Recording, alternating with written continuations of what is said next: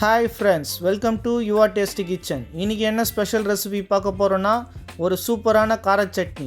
எப்படி டேஸ்டியா சூப்பரா காரமா கார சட்னி அரைக்கிறதுன்றதை வாங்க பாப்போம்.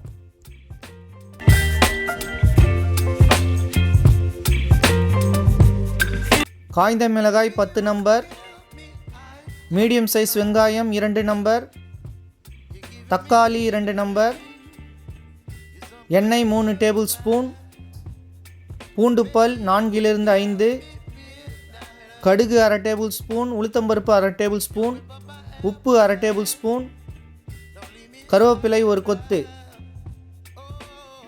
ஃப்ரெண்ட்ஸ், ஒரு ஜாரில் 2 மீடியம் சைஸ் வெங்காயத்தை ரஃபாக கட் பண்ணி போட்டிருக்கேன். நீங்கள் ரஃபாகவே கட் பண்ணி போட்டுக்குங்க, ஏன்னா நம்ம ஃபைன் பேஸ்ட்டாக தான் அரைக்க போகிறோம்.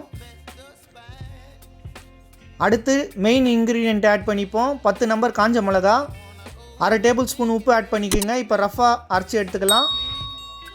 இப்போ ரஃபாக அரைஞ்சிருச்சு. 2 மீடியம் சைஸ் தக்காளியை ஆட் பண்ணிக்கலாம். 5 பல் பூண்டு ஆட் பண்ணிக்கலாம். இப்போ நல்லா ஃபைன் பேஸ்ட்டாக அரைச்சி வச்சுக்கோங்க திக்காக. நீங்கள் தண்ணியெலாம் எதுவும் ஆட் பண்ணக்கூடாது. தக்காளி வெங்காயத்துலேயே தண்ணி இருக்கும், அந்த இதுலேயே நீங்கள் அரைச்சிக்கலாம். தண்ணி எதுவும் ஆட் பண்ணிடாதீங்க. நல்லா ஃபைன் பேஸ்ட்டாக அரைச்சி வச்சுக்கோங்க. இந்த சட்னி வந்து ரொம்ப காரசாரமாக இருக்கும் ஃப்ரெண்ட்ஸ். சூடான தோசைக்கு இட்லிக்கெலாம் ரொம்ப சூப்பராக இருக்கும். இந்த சட்னியை ட்ரை பண்ணிவிட்டு உங்கள் ஃபீட்பேக்கை கமெண்டில் போடுங்க. நல்லா ஃபைன் பேஸ்ட்டாக அரைச்சி எடுத்துக்கோங்க. இப்போ ரெடி ஆகிடுச்சு சட்னி. அடுத்து ஒரு பேனில் 3 டேபிள் ஸ்பூன் எண்ணெய் விட்டுக்குங்க. 3லேருந்து 4 டேபிள் ஸ்பூன் கூட விடலாம், ஏன்னா நம்ம தாளிப்புக்கு ரெடி பண்ணுறோம். எண்ணெய் சூடான உடனே அரை டேபிள் ஸ்பூன் கடுகு ஆட் பண்ணிக்கலாம். ஃப்ரெண்ட்ஸ், கடுகு வந்து நல்லா பொரிஞ்சு வரணும்.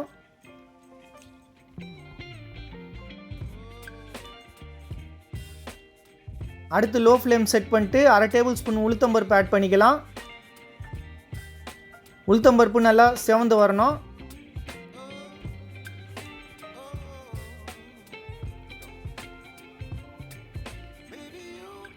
இப்போ கேஸ் ஸ்டவ் ஆஃப் பண்ணிவிட்டு ஒரு கொத்து கருவேப்பிலை ஆட் பண்ணிக்கோங்க.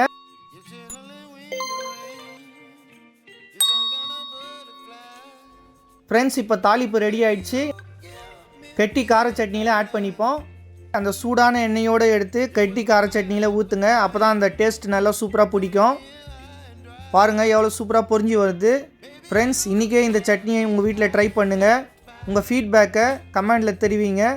ஃப்ரெண்ட்ஸ், இந்த சட்னி ரெசிபி பிடிச்சிருந்தா மறக்காமல் நம்ம சேனலை சப்ஸ்கிரைப் பண்ணுங்கள், லைக் பண்ணுங்கள், ஷேர் பண்ணுங்கள். பெல் பட்டனை கிளிக் பண்ணி அதில் ஆலை செலக்ட் பண்ணுங்கள். அப்போ தான் நான் போடுற வீடியோவோட நோட்டிஃபிகேஷன் உடனுக்குடனே உங்களுக்கு வந்து சேரும். மற்றும் ஒரு சூப்பரான ரெசிபியோட அடுத்த வீடியோவில் பார்க்கலாம். தேங்க்யூ.